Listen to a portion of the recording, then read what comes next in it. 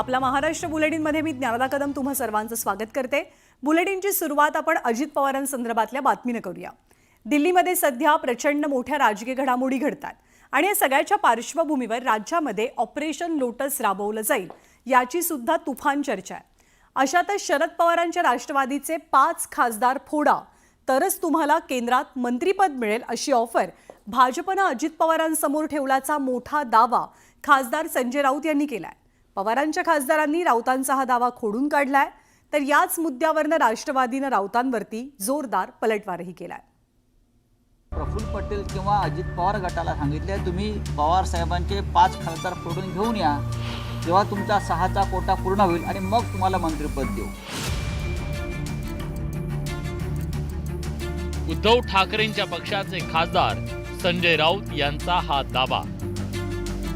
शरद पवार यांच्या राष्ट्रवादीचे 5 खासदार फोडा तरच केंद्रात मंत्रिपद मिळेल असा प्रस्ताव भाजपनं अजित पवार आणि प्रफुल्ल पटेल यांच्या समोर ठेवल्याचा धक्कादायक आरोप राऊतांनी केलाय। तर राऊतांची चिर्री विजय वडेट्टीवारांनी सुद्धा ओढली। माझी अशी माहिती आहे की प्रफुल्ल पटेल किंवा अजित पवार गटाला सांगितले तुम्ही पवार साहेबांचे 5 खासदार फोडून घेऊन या, तेव्हा तुमचा 6चा कोटा पूर्ण होईल आणि मग तुम्हाला मंत्रिपद देऊ। यासाठी पवार साहेबांच्या पक्षाचे पवार साहेबांनी कष्टाने निवडून आणलेले खासदार आणि हे लोक त्यांचा पक्ष खासदार फोडतायत। फुटणाऱ्याला लाज वाटली पाहिजे, कोणी असते, फुटणाऱ्याला शरम वाटली पाहिजे। दिल्लीमध्ये सध्या ज्या बैठकांचा जोर वाढला आहे, ज्या बैठका होत आहेत त्यातून कुछ तो गडबड है असं म्हणायला स्कोप आहे।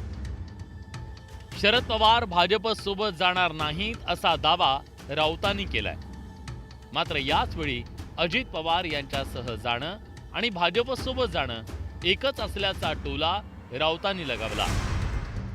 आणि हे जे भाजपच्या गोटात सामील झालेले हौशे नवशे गवशे आहेत, घाबरून पळून गेलेले, त्यांच्या नादाला लागून काही वेगळा विचार करतील याच्याविषयी माझ्या मनामध्ये म्हणजे अजिबात करणार नाहीत। संजय राऊतांनी केलेल्या या आरोपाला पार्श्वभूमी आहे ती दिल्लीत गेल्या काही दिवसात घडलेल्या घडामोडींची। बीडमधल्या कायदा सुव्यवस्थेप्रश्नी खासदार बजरंग सोनवणेंनी केंद्रीय गृहमंत्री अमित शहांची भेट घेतली।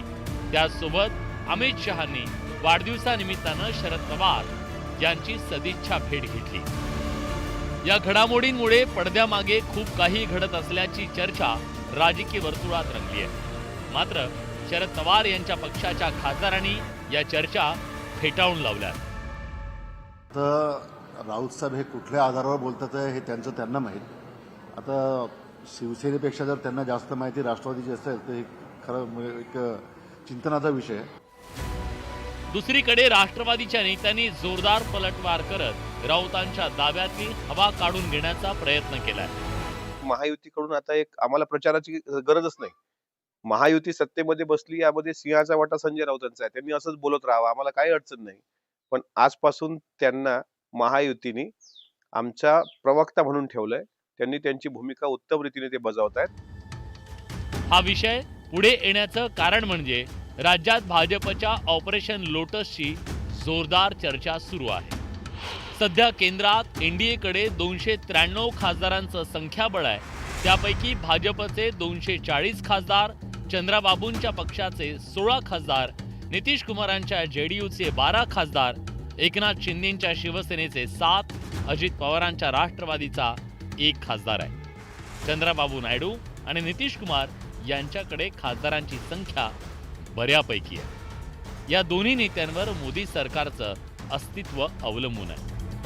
पण उद्धव ठाकरेंचे 9 आणि शरद पवार यांचे 8 खासदार यांना सोबत घेतल्यास भाजपचं संख्याबळ 257 वर जाणार आहे। तर इकडे सध्याच्या महायुतीचा विचार करता शिंदेंचे 7 आणि अजित पवारांचा 1 असं मिळून भाजपचं संख्याबळ 248 वर पोहोचलंय। या पार्श्वभूमीवर आगामी काळात राज्यात मोठा राजकीय भूकंप घडणार का याची चर्चा राजकीय वर्तुळात जोरदारपणे रंगली आहे। ब्युरो रिपोर्ट, न्यूज 18 लोकमत, नवी दिल्ली।